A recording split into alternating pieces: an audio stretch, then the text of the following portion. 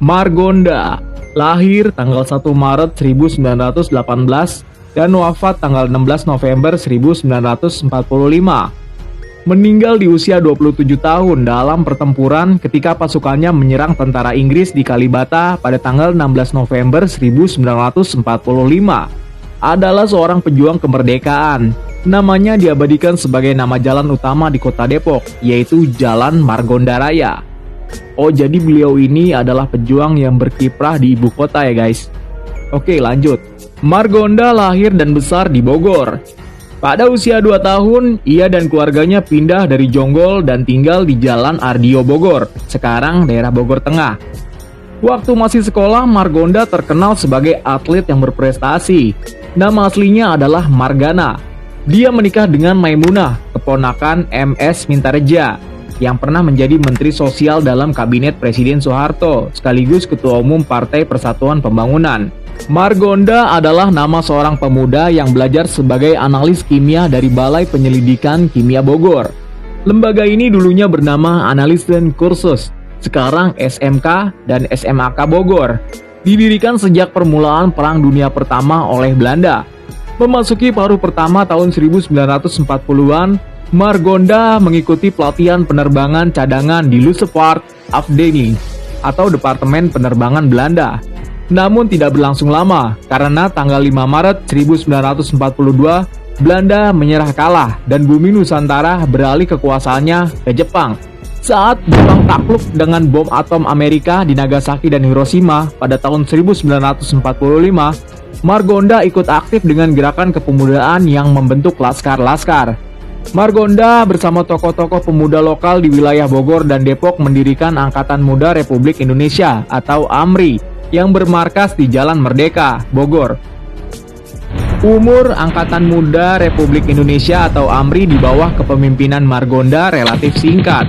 Mereka pecah dan anggotanya bergabung dengan BKR, Pesindo, KRIS, dan kelompok kecil sejenis lainnya. Margonda masuk anggota BKR di Bogor. Setelah mengikuti pendidikan kemiliteran secara singkat, ia dimasukkan ke Batalion Kota Bogor dengan pangkat Letnan Muda. Dari Bogor ia naik kereta api dan bergabung dengan pasukan Batalion 1 di Depok. Ketika gugur di Kalibata bersama rekannya Sutomo, jenazahnya dibawa ke Bogor, tempat kelahirannya. Keduanya dimakamkan di depan stasiun Bogor. Makam keduanya kemudian dipindahkan ke Taman Makam Pahlawan Dredet Bogor. Oke guys, jadi beliau ini merupakan pejuang asli kota Bogor ya. Awalnya beliau bersama teman-temannya membentuk Laskar Perjuangan, namun pecah kongsi, dan beliau masuk ke pasukan resmi nasional, yaitu BKR. Seperti tadi di awal telah gue sampaikan bahwa Jalan Margonda Raya yang berlokasi di kota Depok menyimpan kisah tersendiri tentang perjuangan Letnan Muda Margonda, yaitu tentang peristiwa yang dikenal dengan nama Gedoran Depok. Peristiwa terjadinya Gedoran Depok tak lepas dari sejarah awalnya berdirinya Depok oleh Cornelis Castellan, saudagar VOC, generasi awal yang memerdekakan kota Depok. Sejak itulah Cornelis Castellan menjadi tuan tanah, yang kemudian menjadikan Depok memiliki pemerintahan tersendiri, lepas dari pengaruh dan campur tangan dari luar. Cornelis Castellan mewariskan seluruh tanahnya kepada 12 marga budaknya yang berasal dari berbagai suku Indonesia, dan memerdekakan mereka dalam wasiat yang dibuat sebelum meninggal. Meski bermuka pribumi dan berkulit coklat, 12 marga dan keturunan mereka bergaya hidup seperti orang Eropa, buah didikan sang tuan. Mereka inilah yang disebut sebagai Belanda Depok. Sehari-hari mereka menggunakan bahasa Belanda. Oh gitu, jadi Belanda Depok awalnya dari sini ya guys. Nah, sejarah juga menyebut Depok sudah lebih dulu merdeka sejak 28 Juni 1714. Mereka punya tatanan pemerintahan sendiri, yakni Gemeente Bestuur Depok, yang bercorak republik. Pimpinannya seorang presiden yang dipilih 3 tahun sekali melalui pemilu. Pemerintah Belanda di Batavia menyetujui pemerintahan Castellan ini dan menjadikan sebagai kepala negara Depok yang pertama. Oh begitu ya, baru tahu nih. Tak ayal jika mereka enggan bergabung dengan republik baru bernama Indonesia. Mengingat mereka sudah merdeka dan sudah punya presiden sebelum proklamasi 17 Agustus 1945 yang dikumandangkan oleh Soekarno-Hatta. Karena Depok tidak mengakui proklamasi kemerdekaan 17 Agustus 1945, akibatnya wilayah yang berjarak hanya beberapa kilometer dari Jakarta diserbu para pejuang kemerdekaan. Depok dikepung dari seluruh penjuru mata angin. Depok dijarah takluk di bawah todongan senjata. Orang Depok dipaksa mengibarkan bendera merah putih dan teriak merdeka. Siapapun yang membangkang akan kena hantam. Tak sedikit korban berjatuhan.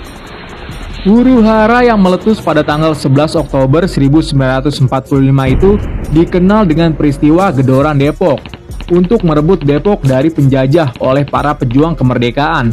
Namun tak berlangsung lama, Nika kembali menguasai Depok. Pasukan Nika yang datang membonceng sekutu menyerbu Depok untuk membebaskan orang Depok dari tawanan TKR. Pejuang berhasil dipukul mundur. Tawanan wanita dan anak-anak Depok dibebaskan, dibawa ke kampung pengungsian di Kedung Halang, Bogor. Jadi sebenarnya pada zaman dulu itu warga Depok lebih condong ke Belanda apa ke pemerintah ya? Kembali lagi kalau rakyat mah ngikut aja lah ya. Setelah dikuasai tentara nasional, malah direbut lagi sama Nika. Terus aja begitu sampai botak sariawan juga nggak selesai-selesai. Coba warga Depok komen di bawah. Semenjak itu, kantor Gemeente Bestur yang tadinya dijadikan markas TKR berubah menjadi markas Nika. Memasuki bulan November, para pejuang yang tercerai-berai kembali menjalin koordinasi dan menyusun kekuatan. Mereka berencana merebut kembali Depok dari tangan Nika. Para pejuang bersepakat menyerbu Depok tanggal 16 November 1945. Sandi perangnya saat itu serangan kilat.